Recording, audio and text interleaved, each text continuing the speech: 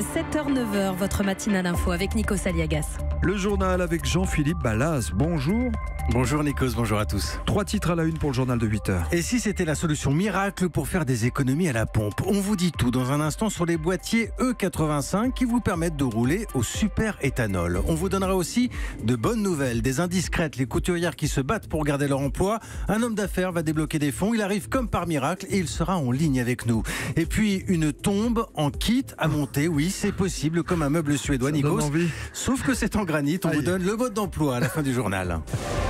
Europe 1. Et si vous prenez le volant ce pont de la Toussaint, le reportage qui suit vous intéresse forcément, surtout après avoir fait le plein et constaté que, oui, ça coûte cher. On vous parle d'un nouveau phénomène pour faire des économies, le boîtier E85. On le fixe sous le capot et voilà, vous roulez au super éthanol. 69 centimes le litre seulement.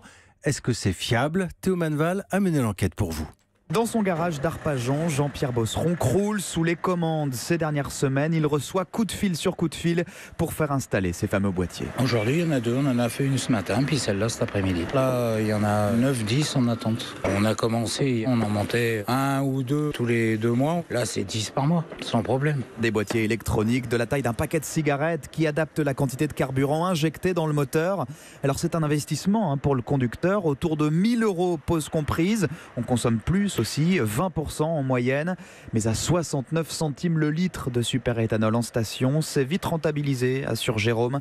Il a fait équiper sa berline il y a un mois. Le plein est passé d'un peu plus de 90 € à un moins de 40 €, plus que divisé par 2. J'ai déjà dû faire 7 ou 8 pleins, voilà, j'ai déjà économisé 400 €. C'est imbattable. J'ai chiffré par rapport à ma consommation, l'amortissement il se fait au bout de 6-7 mois. Alors reste 2 bémols. D'abord 12% des stations-service seulement proposent du super éthanol, il faut donc prévoir ses pleins. Et surtout, les constructeurs ne maintiennent plus leur garantie sur les voitures transformées de la sorte. Ils mettent en avant un risque d'usure accrue du moteur. Reportage Théo Manval. Elles ont peut-être trouvé, enfin, leur sauveur. On parle des couturières d'indiscrètes. On vous raconte depuis le début le combat de ces 20 salariés de Chevigny dans la Vienne, l'une des dernières manufactures de lingerie en France. Une entreprise en difficulté, mais aussi une histoire de solidarité. Avec une belle nouvelle ce matin, un homme d'affaires va débloquer des fonds. 350 000 € pour garder les emplois. Béatrice Mongella est la co-directrice d'Indiscrète et forcément ce matin, elle est heureuse. C'est un peu inespéré de pouvoir proposer un plan de continuation, trouver un investisseur avec une capacité financière et qui ait envie, autant que nous, de garder ce savoir-faire, c'est inouï. Voilà, c'est inouï et il est en ligne justement avec nous ce matin, cet investisseur. Bonjour Michel Gouzon. Bonjour à vous. On va raconter l'histoire en quelques mots. Au mois d'août, vous avez visité cette manufacture d'Indiscrète. Alors, a priori, c'était pas pour y injecter de l'argent au départ, sauf que vous avez rencontré des couturières et vous avez été ému, tout simplement. Le mot ému est même faible. J'étais vraiment touché déjà par le professionnalisme que ces personnes-là avaient et puis par la tristesse, les larmes qui coulaient sur les visages et je me suis dit mais c'est pas possible. Michel, réveille-toi, il faut faire quelque chose. Et voilà, c'est pour ça que le 7 septembre, par le biais de mon avocate, nous avons envoyé un dossier d'apporteur de fonds. Est-ce que ça veut dire que les 20 postes, les 20 salariés d'Indiscrète auront toujours du travail ? Non seulement cela, elles vont avoir du travail et en plus nous allons embaucher dans l'immédiat 3 personnes, notamment un webmaster et une personne en charge de tout ce qui touchera les nouvelles technologies. Vous les avez eues depuis au téléphone, les couturières d'Indiscrète ? Je vais vous faire une confidence, je les ai vues encore hier et je peux vous dire qu'elles sont à fond derrière mon plan et c'est vraiment que du bonheur de les voir retrouver cette envie, ce sourire. On va dans l'atelier, c'est le sourire. Ça me fait très très chaud au cœur de voir cette réaction et cet engouement et ce soutien qu'elles ont à mon égard. Écoutez, on croise les doigts. Merci beaucoup en tout cas Michel Gouzon d'avoir été en ligne avec nous. Merci à vous, merci à vous. Bonne journée. Europe 1, il est 8h04. Changement d'ambiance, on va partir aux États-Unis avec un discours radical, un de plus signé Donald Trump. Oui, c'était il y a quelques heures en Floride, le président en campagne, à quelques jours des élections de mi-mandat, et en guerre, plus que jamais, contre l'immigration. Donald Trump ne fait pas dans le détail, vous allez l'entendre, il remet en cause le droit du sol, ou si vous préférez la nationalité automatique pour tout enfant né aux États-Unis, y compris de parents en situation irrégulière.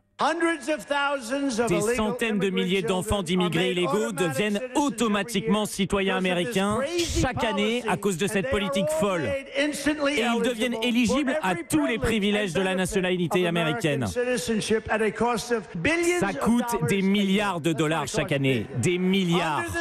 Avec cette politique, ceux qui pénètrent illégalement dans notre pays et qui ont un enfant, eh bien cet enfant est tout de suite citoyen américain à vie. Génial. Et cette politique a même créé une industrie du tourisme de la naissance.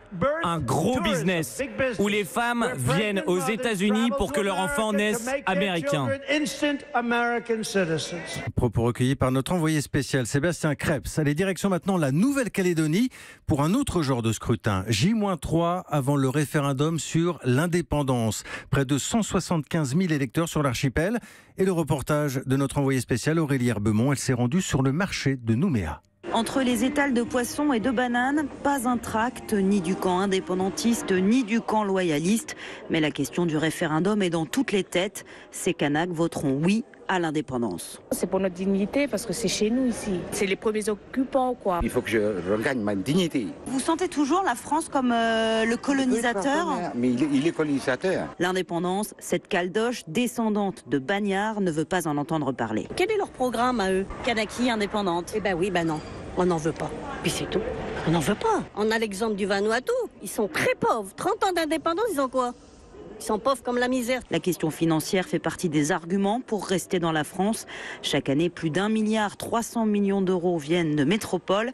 Et Karen, métisse, le prendra en compte dimanche. Il faut les combler, les sous que la France nous donne. C'est ça ma crainte. Et puis, je suis pour que mes enfants fassent leurs études en métropole. À l'heure d'aujourd'hui, on a encore besoin de la France. Donc, je ne suis pas contre l'indépendance, mais pas maintenant. Des choix différents, mais un espoir partagé que le résultat ne déclenche pas de violence entre les deux camps. Nouméa, Aurélie Herbemont, Europe 1. Europe 1. À suivre dans le journal, mais cachez-moi donc ce paquet de cigarettes que je ne saurais voir. On vous parle du mois sans tabac, ça commence ce matin.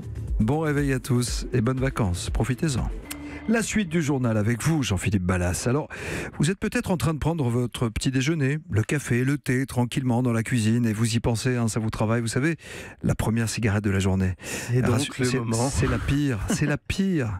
Et c'est donc le moment idéal pour vous parler du mois sans tabac. Oui. 3e édition, elle démarre aujourd'hui. L'an dernier, plus de 160 000 personnes ont suivi le programme pour arrêter de fumer. Alors on est d'accord, c'est pas simple, mais pour se serrer les coudes, partager les doutes, les expériences, il y a les réseaux sociaux, désormais une page Facebook notamment, où les anciens fumeurs peuvent aider les autres. Reportage de Marguerite Lefebvre. Jusque-là, elles ne se connaissaient pas, mais l'une pourrait bien aider l'autre à réussir son immense défi. Isabelle, ex-fumeuse, est prête à répondre sur Facebook à toutes les interrogations de Sandra, qui, elle, a décidé d'arrêter la cigarette après 30 ans de tabagisme. Votre état de motivation sur une échelle de 1 à 10, ce serait quoi ? Alors là, à un moment où je vous parle, c'est 10. Et le soir, c'est 0. Et c'est là qu'Isabelle intervient. Oui, non, mais je comprends tout à fait parce que j'étais comme Sandra. Le jour comme la nuit, on va pouvoir poster sur Facebook et dire bah voilà, j'ai ça, j'ai envie de fumer. On aura toujours une réponse et on aura un encouragement. Je compte énormément sur cette entraide, c'est important. Une entraide qui a fait ses preuves l'an dernier, ce qui a poussé les autorités à reconduire cette opération. Sandra Loisy est ambassadrice du Mois sans tabac en Ile-de-France. C'est un outil de groupe de soutien qui est inspiré des groupes d'aide à l'alcool, mais les fumeurs n'ont pas besoin de se déplacer. Ils peuvent avoir l'outil à disposition dans leur poche 24 heures sur 24, donc c'est un vrai plus par rapport à ça. Les premiers jours, les premières semaines, c'est vraiment là où les personnes ont besoin de plus de soutien. La page Facebook du Mois sans tabac est d'ores et déjà ouverte et cette année, face au succès, elle pourra même rester active au-delà du mois de novembre. Marguerite Lefebvre. Et puis ce n'est pas une mauvaise blague en ce jour de la Toussaint, mais vous pouvez désormais monter vous-même votre tombe ou celle d'un proche. Aïe. Une tombe en kit, oui, un peu comme une étagère suédoise, mais en granit. Au secours. C'est une société toulousaine qui a eu l'idée et on écoute le reportage de Benjamin Peter, vous allez tout comprendre. Ça s'appelle un Monukea, un clin d'œil assumé au géant suédois du meuble en kit. D'ailleurs, les dessins de la notice de montage étape par étape s'en inspirent directement. Mais pour Jérémy Dolce de la société France Tombale, l'idée c'était de permettre de diminuer d'un tiers le coût pour les particuliers en économisant la pose. Il y a 10 pièces, un carton avec toute la visserie, la notice de montage et en 1h30 à 2 personnes, on monte le monument. Et on a eu la question, est-ce que ça va pas être le bazar dans les cimetières, etc. Moi je pense pas, au contraire. Je pense qu'on est beaucoup beaucoup plus concerné quand on va poser et respectueux quand ça nous touche personnellement. Et ça peut être aussi un moment de recueillement. Alors pour que ce soit transportable à deux, aucune pièce ne dépasse 80 kilos. Laurent habite en Touraine. Il y a quelques semaines avec son frère, ils ont monté la tombe de leur père. Lui l'a vu comme une façon de lui rendre hommage. Je repense à tout ce qu'il a fait pour nous. Il nous a appris la rigueur, le travail. Plus tard, il est venu quand on a acheté nos maisons, il est venu nous aider. Donc nous, c'était vraiment cette démarche-là de dire on va le faire par nous-mêmes. Ça nous a paru évident de lui rendre hommage dans ce sens-là. Je suis content de l'avoir fait pour mon père. Alors comptez un peu moins de 1800 € pour recevoir une demi-palette de 350 kilos et les 10 pièces en granit du Tarn. Et depuis qu'ils ont lancé la gamme, il y a quelques semaines, ils en ont déjà vendu une dizaine. À Toulouse, Benjamin Péter, Europe. Voilà, je sens que ça va animer le repas de famille aujourd'hui. Monuquaire, ça s'appelle. Qui est-ce qui va monter lui-même sa tombe tranquille? Voilà, oui. Tu peux me passer ma clé, la numéro 5, s'il te plaît. Non, c'est bon, écoutez, on ne juge pas. Ça existe, on le partage. Même dans le journal de 8h avec Jean-Philippe Ballas. Merci Jean-Philippe.